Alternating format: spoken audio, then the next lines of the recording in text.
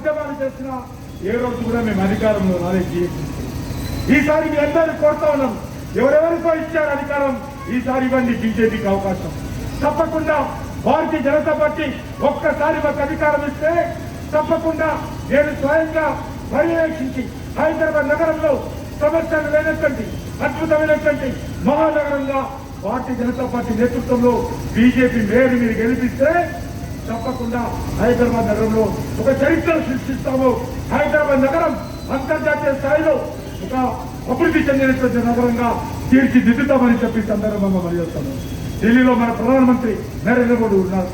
నరేంద్ర మోడీ గారి సహకారంతో హైదరాబాద్ ఒక అద్భుతమైనటువంటి నగరంగా ఆవిష్కరిస్తాము. ఆ రకంగా అభివృద్ధి చేస్తాము, అంకిత భావంతో అభివృద్ధి చేస్తాము.